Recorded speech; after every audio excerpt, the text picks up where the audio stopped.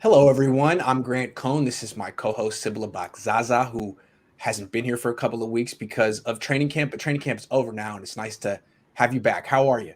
I'm good. It's nice to be back, and we had a lot to look at, so can't wait to get into it. How are you? Good. It's an off day, which means I'm going to stream for 5 hours. I hurt my back, but you already gave me some pointers. So in the next couple of hours, I will do some shoulder rolls and things like that. Awesome. Yeah, you already know how I did it, just like how you probably know how Jeff Wilson Jr. got hurt, which I appreciate about you. Let's talk about this Absolutely. preseason game. That's tomorrow night. Um, there's a new preseason schedule, 3 games instead of 4, but it sounds like it's going to be a typical first preseason game. How do you expect the Niners to use Trey Lance? What are your expectations? Well, Kyle Shanahan pretty much already spelled out what the game plan will be as far as personnel and the packages and that sort of thing is what we're going to talk about. But as far as personnel, it seems like Jimmy G will get the first team reps for one series. Yes. And then, of course, we'll move on to Trey Lance, and he's probably not going to get those guys. From what I read, it's going to be second team guys. Mhm. I definitely hope they take advantage of his mobility simply because he will be going against second team players with second team players. So I do expect to see a little bit of a wrinkle thrown in as far as his athleticism, his ability to roll out, giving him some triple reads and things like that. Probably, I think is probably what we're going to see, but I don't think it will be overly advanced. I don't think they're going to send him out there and just light up the league. I don't think that's the point of the first preseason game.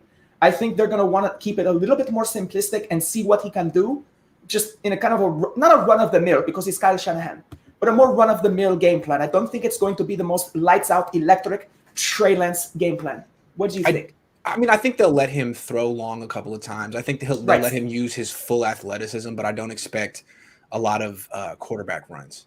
He'll Exactly. scramble, but I don't expect a lot of quarterback runs. And I think they'll get him out of the pocket, but I don't know how much. Like when he becomes a starter, there's going to be a whole Lance offense that the league isn't ready for. And they're not going to tip their hand on that. But I think also Exactly. like you got to remember he hasn't played a game. He's played one game since 2019. He had one game last year. He's never heard play calls in his helmet in a stadium with fans. So I think they're probably going to look at this as like, let's just get you some experience. This is game time.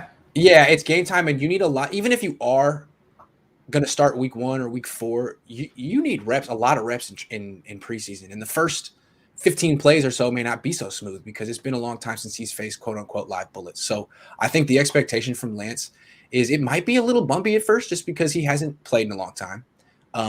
But and I think the Niners are going to give him a very remedial basic course menu to Exactly. pick from. Yeah.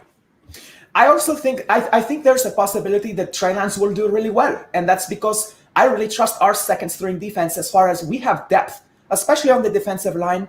I think he's gotten some good game speed under his belt, Right. even though he has gone against a lot of good second stringers. These are San Francisco second stringers, and as I was saying to one of our fans the other day, I think we could fund the starting defense of a couple of other NFL teams out there with just with our backups. So I think that Trey Lance will be pretty decent if he's facing the second string, and I assume he will be Kansas City defense. Yeah. The thing is, he may not be. Andy Reid has said he's going to play his starters throughout the entire first quarter. I don't know if he's telling the truth. And Kyle Shanahan has said he's going to pull his starters when he takes Jimmy Garoppolo out after the first series or two and play Lance entirely with the backups. If there is a series or 2 or 4 where Lance and the backups have to go against the Kansas City Chiefs starting defense, the expectation should be very, very low. I mean, the expectation should be for Trey Lance to struggle. And if Kyle Shanahan puts him in that situation, my question would be, why did you put him in a situation where the expectation is he's going to struggle? Because he's over. The whole offense is overmatched, not just him. Yeah, so he's going to go from college where he did not play that many games to facing the remnants of a Super Bowl squad, basically. Right. And they still have a lot of their key components there. Knowing Andy Reid, I would expect him to do everything within his power to rattle the nerves of Trey Lance. I think he's going to face pressure off the edge, up the middle. And I'm kind of hoping that Kyle Shanahan gives him some options where he can use his legs to get away because I don't want the second string offensive line protecting him against a Super Bowl caliber defense. Yeah, I mean the offensive line It's is kind of probably scary. yeah, it's very scary. The offensive line is the thinnest position. That in the secondary. You might like the starters in the offensive line, but the backups. I mean, probably the right tackle for Trey Lance will be Tom Compton. He was a guard last year. He probably won't make the team. You want someone who could be on the retirement line in a month protecting Trey Lance. I don't want that. So I don't know. I feel like if Andy Reid keeps his starters out there, Kyle Shanahan has to match them, or at least keep Jimmy out there for the whole first quarter, or bring in Trey Lance with the starters. I wouldn't put him in a position where he's either going to get hurt, worst case scenario, or best case scenario, he looks like he's not ready. Why would you want him to look like he's not ready? Right, exactly. And it's just like in any sport, fighting, football, it doesn't matter. You don't just send a fighter into the ring against one of the champions, basically, and just expect them not to get knocked out. Yeah. So that is actually more concerning. I'm kind of hoping that he leaves the O-line intact. Yes. And at least the best blocking running back that we have should be back there. Yeah, I'm going to get extra protection. I agree. I'm going to give Shanahan the benefit of the doubt here that he's going to protect Trey Lance. If he just sends him out with the full second team unit against a first team defense, I think a lot of people will be like, what the hell are you doing, man? But I don't think he's going to do it. Yeah. I don't think he's going to do that. I don't. I think that Kyle Shanahan, in his mind, in his game plan, if everything was, if he was dictating both sides, he would do it exactly like he said he was going to do it. But because of what Andy Reid might do, probably will do, at least what he said he will, then I think Kyle Shanahan, like any coach, you have to respond to the situation as it's fed to you. That's right. Because even though it's preseason, there's a lot at stake. He could get hurt. Don't let that happen. Yeah, and I wouldn't be surprised if Andy Reid wants to send the first team defense after Trey Lance. Oh, yeah, like you have this... Not in a malicious way. Right. Just in a, hey, you want to put him out here? Welcome to the NFL. Exactly. And he's the source of all this optimism in your camp. Well, how about now? What do you think of him now? Because we have Patrick Mahomes. Yeah, good point. And, the last time these two teams played was in the Super Bowl. There's subtext here. Paco Sinbad says, great name. Hey, guys, do you think if Jimmy agreed to take a pay cut that someone will offer a trade now that he's cheap? Possible. Depends on if, what quarterbacks get hurt throughout the season. Yeah, so the only thing I don't like about that is why would Jimmy do that? Because if he agrees to take a pay cut, then he can see the writing on the wall is now in black and white, you're gone. So why would he take a pay cut just to stay? I was talking about it an hour ago. Look, here's how I think it could go. Like $10 million or something? I'm curious to think hear what you think. Let's say the Niners name Trey Lance a starter going into week 1. They say to Jimmy, look, you played well. This kid's the future. He played better than you. You know it. We know it. We're starting Trey Lance. No offense. We'd like to keep you as a backup. We can't keep you as a $26.4 million backup. So we need you to take a pay cut.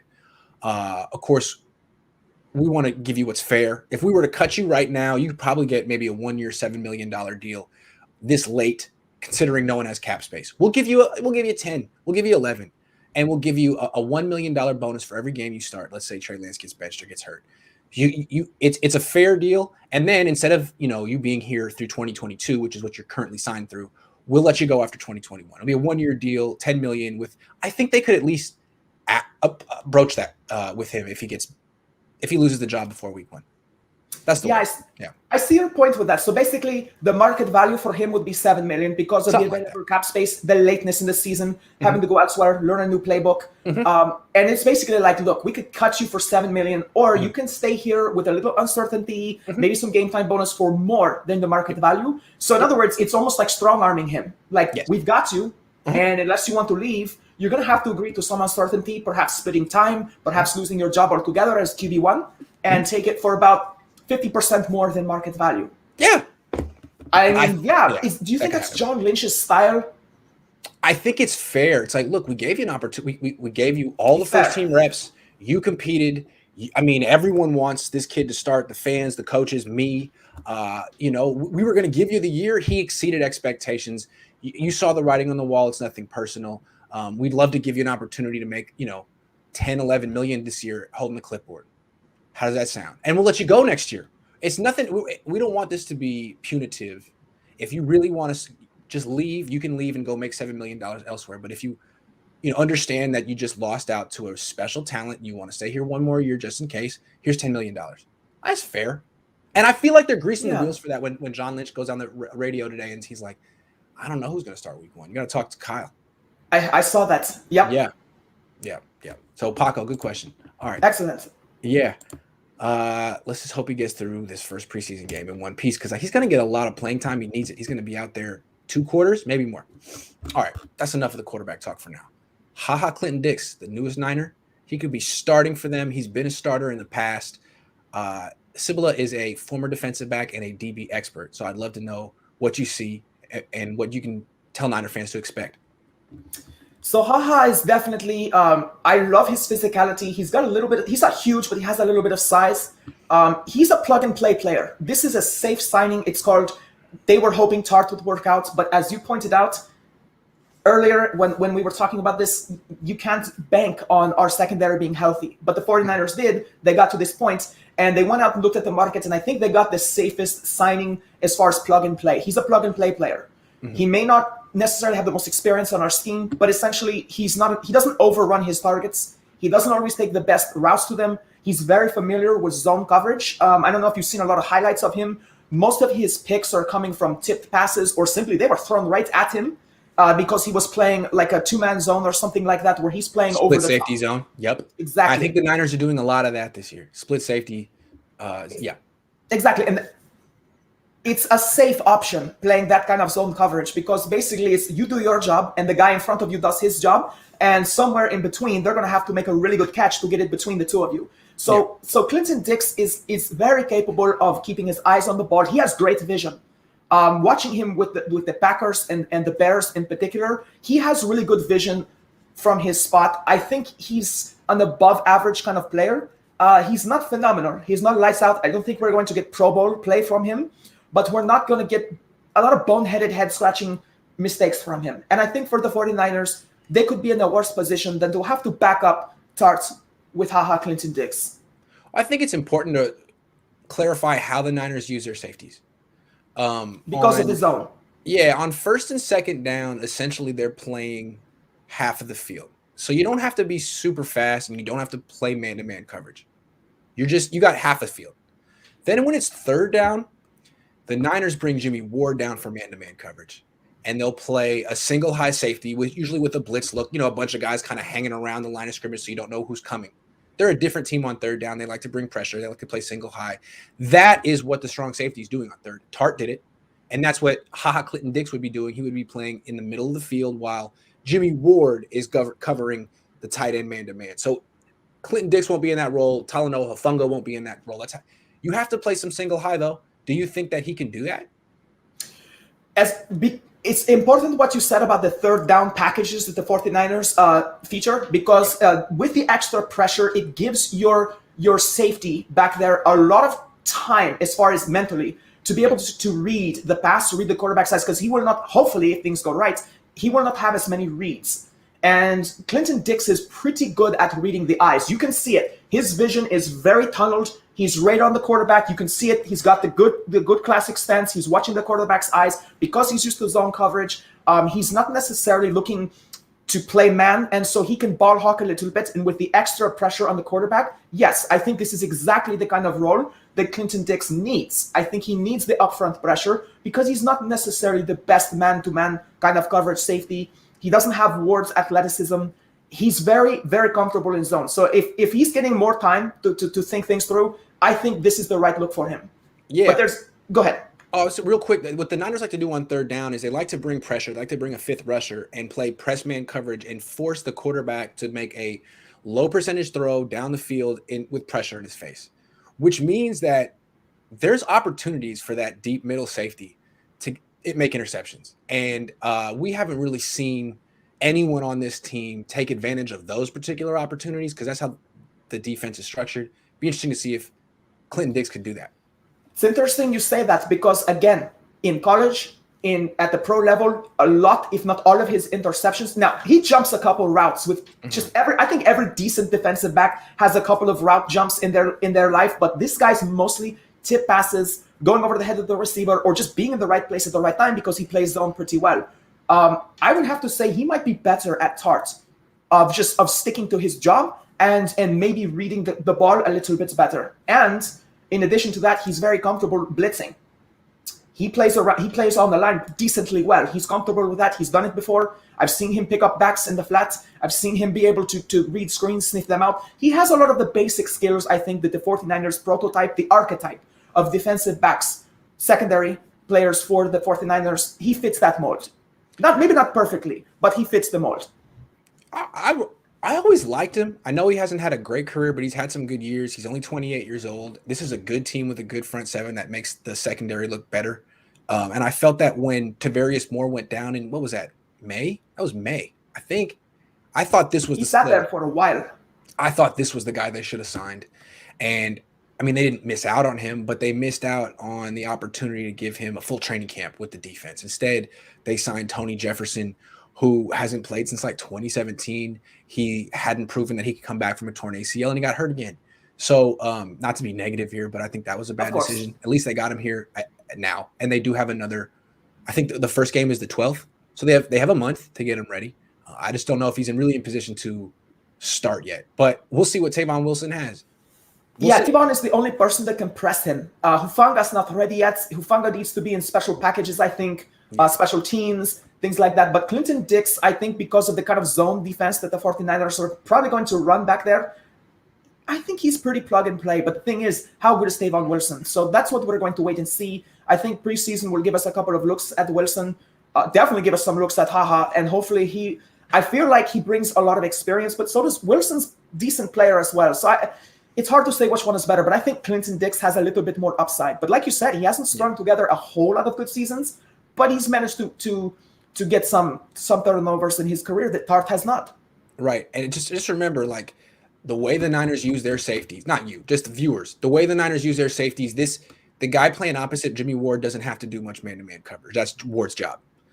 He'll play split safety zone or single high safety zone. That's basically what Ward's counterpart has to do. If he can't do more, great. If that's it, that's all you got to do. And that's what I think you're saying Clinton-Dix can do.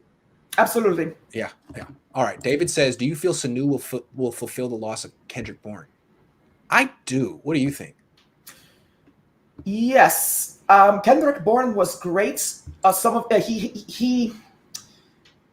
wouldn't say he was a streaky player, Kendrick Bourne. He had some decent hands, but I saw him drop some really weird passes in his career as well. I think Sanu brings something Kendrick Bourne does not, and that's a small junior version of Emmanuel Sanders. As far as what he does for the wide receiver room, we don't need any more uncles on this team. But at the same time, I think Sanu's experience and his scheme familiarity, you never know during game time where he might notice things, little wrinkles in the defense that can be exploited, that having him around with his game experience in this system might behoove us to keep him on the active roster as the wide receiver 3. The other one is Sherfield, I guess, seems to be really having a decent camp, but I feel like Shanahan's track record is to go with the familiar face. What do you think? Well, they're different. Trent Sherfield is a guy that runs almost all of his routes outside the numbers. He's good at running fades. He's the backup.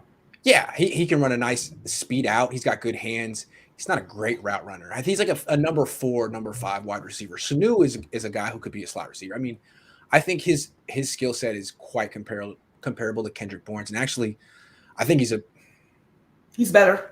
Yeah, I think like Kendrick Bourne's good, but Kendrick Bourne, he'll give you like an illegal formation. He'll give you, I mean, he doesn't drop a ton of passes, but it's like the real crucial ones. Right. It's like he's not always locked in. He'll give you a false start. Little things. You're like, dude, now you drop the ball. Now you committed an illegal procedure stuff. Yeah, Sanu is very professional. He's almost 32 years old. But the other side of that coin is he's had injury issues the last couple of years. Kendrick Bourne is always available because he's younger and he's durable. So but Sanu needs to be available every game. They need him. I think if he is available every game, I think it's a good wide receiver 3. Absolutely. Yeah. And so the question is, will he fulfill? He might if he's healthy. He might exceed it if he's healthy. Yeah, that's a good point. Jeremy says, 49ers record this season, if Jimmy starts every game versus Lance starting every game. Oh, man. I was going to say something really negative, but I don't see Jimmy starting every game one way or another. I don't think he physically can do it. That's my issue with Jimmy. Sorry. You said it on your previous show today. He's not going to start every game. I think is what you said. Every game. Yeah, he can start the season, but he's not going to start every game. We can give Jeremy the hypothetical benefit of the doubt here. If Jimmy was able to start every game, I put him at. It's so hard to choose against Lance, but let's go out on a limb here and say Jimmy posts 2 less wins than Lance. Yeah, I think that's fair, and that's so. Let's put us at 9-10 games with Jimmy. Let's put us at 11-12 with Lance. I think that's fair. That's exactly what I would say. Daniel says, based on what you've seen in training camp, has Kyle turned a corner with how to use Dwelly? Will he see considerably more targets this year? It certainly seems that way. They don't ever give Kyle Juszczyk many looks, which is it kills me. But Dwelly all of a sudden went from a guy who would get like maybe 6 catches in a training camp to 20. So, yeah, absolutely. I think he's going to be – we know who the top 3 guys are, Kittle, Ayuk, Debo. But after that, it could be like Sanu and Dwelly getting the same amount of targets. Yeah, so the first thing, I don't want Dwelly to get targets at the expense of Kyle Juszczyk. I hope that they can work them all in together. There's a lot of mouths to feed now. We a few years ago, we didn't have this. We had a huge problem of which mouths to feed. Now we have so many to feed. It's about how do you get all these guys involved. But one of the things that Dwelly really does is I think he preserves the health if he's used properly. His biggest function on this team is to keep Kittle healthy. Because of his physical size, his ability to run routes, his magnificent hands, you don't always need a lights-out, high-risk play to George Kittle, where he's going to take some hits and you need his toughness. Dwelly's going to get you the first down, bail you out of trouble, maybe get you that touchdown when you need it in the red zone because of his hands and size. So I think what Dwelly's function right here is to take a little bit of the workload off of Kittle. And if he can do that, then Kittle will be there for every game, or most of them. Good answer. I hadn't thought of that. That's a hell of an answer. All right, so we talked about Ha Ha Clinton-Dix. Let's talk about Ambry Thomas, another defensive back that we're intrigued by. What I've seen from Ambry is that in one-on-one drills, he's really good. Now, one-on-one drills are a very specific, particular kind of drill. Basically, it's press man coverage, face-to-face, contact at the beginning of the route, and trailing the guy the rest of the way. He's done that in college. It's what he did in college. He's 6 feet tall. He's got long arms. He's pretty fast. So if he's, can remain in contact or in phase with a guy like Deebo Samuel, he'll get out at the catch point before Deebo. He's good at it. I've seen him beat Deebo numerous times. Now in 11-on-11 stuff, when he's playing off and playing zone and reading the offense, he looks like a rookie. But I think there are things to be encouraged by. What have you seen from the clips you've seen from Ambry? So the first thing I want to do is not overreact in a positive way, because it's kind of like they're throwing him, in baseball terms, they're throwing him hanging sliders. And he's hitting them out of the park the way he should be. And what I mean by that in football terms is that they're stacking the deck in his favor. That's what he's good at. And he posted a lot of reps. Was it like 12 or 13 reps or something like that? He got a lot of reps with the 225. Yeah. When you're, I'm not saying Deebo or Ayuk are not going to be strong, but he's very strong, especially for a cornerback. So when you're putting him right here in their face, that boom, that pop off the line will favor him. Yeah. Plain and simple. It's like a bantam going against a heavyweight for the first shot when they're this close together. So that's the thing. So he should win those matchups is what I'm saying. He should look good, because that's, like you said, that's what he's good at. That's what he's practiced at. Yeah. Like you said, it's concerning because of the way the 49ers defense favoring zone coverage most of the time. Cover 4, you're not going to be playing press, man. And Exactly. They play a lot of cover 4, yeah. Exactly. So what good is that going to do unless they shift the scheme, or if they put him in packages where he's expected to two-man, bump in the run coverage, be in the face of it. If you remember, when we were talking about what he looked like when he come out of college, we both said that he was well known for getting his hands on the receiver and affecting the route. Right. And against Deebo Samuel, who's so explosive, so maneuverable, if he's that first step running into a guy who's physically stronger than him, which I think is the case, definitely. Wow. Shots fired, Deebo. Yeah, you're going to have to work on your bench. That's right. But Ambry Thomas, it's in his favor. The better athlete, I think, is Deebo Samuel. And that's why if it's going to be zone, Deebo might eat him up. And we've seen it in camp. He's gotten eaten up on a lot of routes where he was giving them more of a cushion. He can't play with cushion. Yep. Okay. So, yeah, I mean, I think he fits the Niners off defense on third down. He fits what they want to do on third down. But and that's why I'm second down. But hold on. Right. What I want to say real quick is that what he does well is the most important thing for a cornerback. So I like him. The fact that he can win in these one-on-one drills is not easy for cornerbacks. And it means that he has serious talent. So the Niners have to make this work. Yes, within that first 5 yards, you have to affect the route because it breaks down. It's a domino effect. The quarterback can read where the receiver is, but if everything goes according to plan, he's going through his reads, knowing he's going to go there, and he's going to lead the receiver. If the route is affected, he has to basically account for that. And that's an extra split-second decision a quarterback has to make. He might not even throw the ball if the route is broken down completely. So that's where Ambry Thomas' raw skill set is perfect. And that's why they drafted him, is because the raw talent is there. again, I'm going to go back and fall back on what I said, that as a slot corner in the nickel, Right. I think is where he needs to reside for now, because I think Emmanuel Mosley, and I think, of course, Jason Verrett is a shoo-in, but I think Emmanuel Mosley's had a decent camp as well. And I think those are the guys that have a little bit more of an advantage, both with press, but they're familiar with zone as well. And Ambry Thomas is just not ready for that. Next year could be his year. Also, the Niners don't have a backup nickelback. They have K'Wan Williams and no one else. So yesterday when K'Wan had like a vet day off, the nickelback was B.W. Webb, who may not make the team. If he makes the team, he'll make it as the 6th cornerback. And last year, the Niners only kept 5. So if they keep only 5 and the 2 backups are the 2 rookies they drafted, one of those 2 is going to have to be able to play in the slot. Could be Ambry. The thing is, neither one got any reps in there in training camp. There is still a month to get them acclimated, but something to think about. What do you make of B.W. Webb being played in place of K'Wan instead of Ambry Thomas? It means that he has an opportunity to make the team as the 6th cornerback. They may be thinking about keeping 6 corners. If they keep only 2 quarterbacks, if they cut Rosen and put Sudfeld on the practice squad, something like that, they could keep a 6th corner. Interesting. Yeah. Because usually you need a backup nickel, and usually, I mean, if you keep only 5, then one of those guys can do 2 things. Last year it was Mosley. They also had Akello Witherspoon. So I don't know. I kind of like maybe B.W. Webb is more game speed right now, but and maybe that's all it was. They were giving him reps to see where he was because they already know what they have in Ambry Thomas. And that could be what that is that they didn't need to play Ambry Thomas. But personally, his physical strength, his size, his ability to keep up with things that are normally in the slot, like slot receivers, seeing the backs come out of the backfield, seeing tight end formations and things like that. I think that Ambry Thomas I'm really intrigued by him as the backup slot. We talked to him yesterday, and someone said, which corners in the league do you watch the most? Which is an interesting question sometimes, because when players answer it honestly, it kind of tells you how they see themselves.